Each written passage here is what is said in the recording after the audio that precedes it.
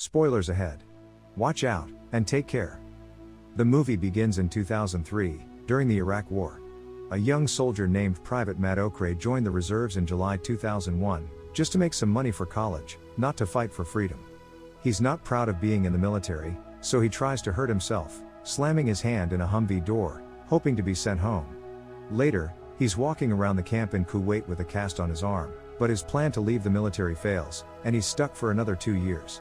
While he's walking, his friend Cole calls him to see some graffiti on their tank. Matt remains emotionless and starts to leave, but Cole reminds him that staying safe is essential during the war. Their next mission takes them to Iraq, and Cole mentions that the Kuwait staging area will soon be deserted. Later, Matt's cast is removed just before they head to Baghdad. As the nurse removes it, she asks him to rate his pain. Matt struggles to answer, and finally rates it as a 10 out of 10. The nurse gives him some medication, and instructs him to take double the dose to manage the pain. He initially tries to refuse, but the nurse insists, telling him he's seen soldiers with much worse injuries. Later at night, he and his fellow soldier drive their vehicle towards the battle in Iraq. In the morning, Matt joins Sergeant Dillon, as they hurry towards a building. Inside, Matt opens fire when he sees his comrade shot by a hidden sniper. He radios in to report that the sniper isn't in the mosque, but in a hotel just 150 meters away. Sergeant Dillon instructs him to go up top to find out which floor the sniper is on. He quickly relays that the sniper is on the hotel's 3rd floor, in the southeast corner. However, Sergeant Dillon fails to eliminate the sniper, so he requests a helicopter airstrike to destroy the entire building where the sniper is hiding. Matt questions whether bombing the building is the right decision, but Sergeant Dillon is determined to eliminate the sniper. Matt has no choice but to go along with the plan. After a successful mission in the mosque, Matt and his squad celebrate, but he starts feeling lost, thinking about why he joined the reserves for money. 3 months later, Enzo plans to take a picture with an enemy's body, before putting it in their vehicle. Jim tells him to hurry up, because they're delaying the corpse transfer, but Enzo responds with laughter on the radio. Sergeant Dillon orders Matt to get in the vehicle with the corpse, even though he initially refused. When he gets inside, he notices that the corpse is still moving. He knocks on the vehicle's door to alert Enzo that the man is alive, and gets out. Both Enzo and Matt are surprised to see the man they thought dead moving. However, Sergeant Dillon reassures them that he's just coming back to consciousness. Meanwhile, Sergeant Major talks to Staff Captain Harper about a big problem they caused, by damaging Baghdad's water station when Apache helicopters fired at it. The command now wants some of their soldiers to work with the Special Forces team on the ground. Captain Harper gets the order to report to Captain Siverson, and start a mission to deliver water to the town. After that, they'll receive funds to get the local people working with engineers on fixing the pumping station. Sadly, Harper has no choice but to follow this order, which delays his return home, as they complete their final mission. Later, he informs the squad about their new mission.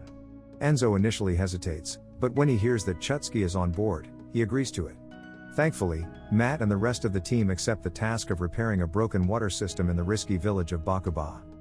Enzo requests a satellite phone to call home, before their mission begins. Later, Matt opens up to Harper about his fear of entering the village. He expresses concern that the people there might not be happy to see them, because they destroyed their water supply during the battle. Harper assures that the locals will be pleased once the water starts flowing again. Despite agreeing, Matt leaves a note indicating that there's a possibility they're walking into something bigger, and he's not sure he's up for it. To address his concerns, Captain Harper values his ability to see the bigger picture of their mission.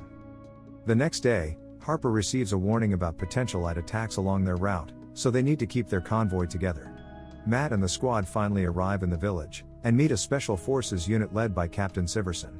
Siverson approaches Enzo to start getting the water flowing. Unfortunately, the villagers start shouting for water upon seeing the truck, and some become aggressive, pushing Matt's squad to get to the water first. In response, Burton fights back to protect them. Siverson introduces Matt's squad to their interpreter, Mahmoud, and emphasizes the importance of keeping the water flowing, to win the hearts and minds of the Iraqis. He warns them not to underestimate Mahmoud's skills. Siverson acknowledges that no one outside the gate wants them there, so they must focus on their mission, and avoid drawing attention. At night, they'll keep their lights off, to avoid snipers who might target them. The next day, Siverson explains their daily task of traveling to the pump station, to fill a tank with water and bring it back to the village. They have 3 vehicles and 1 tank per day for this job. Matt and the squad head to the station. At the station, an army engineer working on the pump informs them that it will take several weeks to complete the repairs, with 2 weeks for electrical work, and 4 weeks for the pipes. Harper plans to recruit some villagers to speed up the process, which is good news.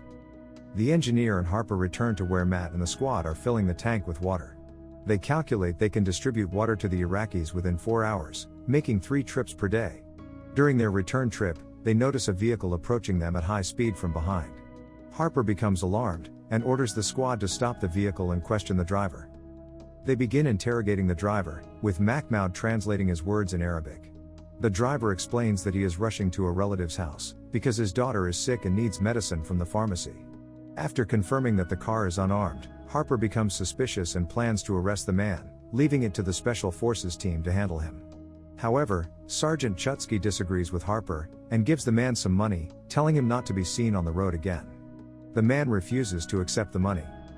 Back in the village, Mahmoud informs the locals that they will distribute water at their location every day at 10 a.m., and assures them that the engineers are working diligently to fix the pump station. The Iraqis in the village don't pay much attention to what Captain Harper is saying, but he persists. He informs the locals that they are willing to pay anyone who shows up to work the next day, because they need assistance repairing the pump.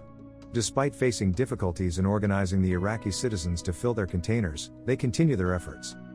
However, when morning arrives, no one in the village is willing to help with the pump repair. With no other option, Matt and the squad head to the station without any local laborers. When they reach the station, the army engineer inquires about the absence of Iraqis. Harper explains no one from the village showed up, and they need to come up with another plan. He mentions that he and the captain will meet with the sheik later. Later, Siverson and Harper's squad visit the sheik's house. During the conversation, the sheik expresses his reluctance to have any more United States soldiers come to their homes. Mahmoud points out that the soldiers are providing water to his people. Harper explains their desire to work alongside the sheik's people, to fix the problem they caused, and asks for his blessing.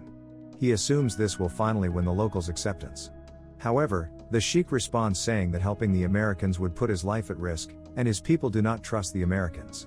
In desperation, Harper promises to protect the sheik's people, even during the night. Meanwhile, the local school administrator, Kadir, approaches Matt and asks for help in filling the school's tanks for the children. Matt agrees, saying they will try to address it by the next day, and Kadir expresses his gratitude, introducing himself as the school director. Harper's meeting with the sheik didn't go well. They couldn't get help from the village, so Matt and his squad have to assist the engineers themselves. During one of their trips, they are attacked by insurgents, damaging their tank. They manage to stay safe, but lose the water from the tank. The next day, there is sudden gunfire, causing panic among the Iraqi citizens. Matt and his squad fight with enemies shooting from rooftops, and some Iraqi citizens, including Chutsky, get shot. Kadir apologizes the next day for what happened. He asks for their help in filling the school's water tank to keep it open, but Matt refuses because of the previous day's shooting. Later, Matt talked to Siverson at headquarters about Kadir's offer to help repair the pump. Siverson agrees, seeing it as a good opportunity to connect with the community. Matt and his team go to the school to give water to the people there. They talk to Kadir and make a deal. The next day, Kadir brings some Iraqis, including his brother Arif, to help fix a pump. While working, Arif promises to make a new pump soon. Matt's team and the Iraqis become friends. One day, the Iraqis, including Kadir and Arif, don't come to work. Matt and his team return to the village, and find Kadir's body burned and tied up at the school. Arif goes to Siverson's headquarters, and angrily tells him where the insurgents have been meeting and hiding their weapons. Siverson apologizes for Kadir's death, and plans an attack with Matt's team. They succeed in killing some enemies and capturing others.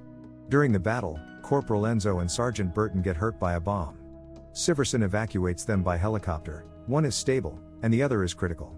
Enzo apologizes to Harper as they leave, but Harper tells him to take care of the critical Burton. Work on the pump station continues, with Arif and his local laborers helping. Unfortunately, only Harper and Matt are left from their squad. While they are working, someone with a bomb enters the station, and blows it up, killing several Americans and Iraqis, including Arif. Thankfully, Harper and Matt survive, and Harper calls for immediate medical evacuation and reinforcements. The two return to their base in Baghdad. Matt plans to take a bath, before a meeting with the first lieutenant.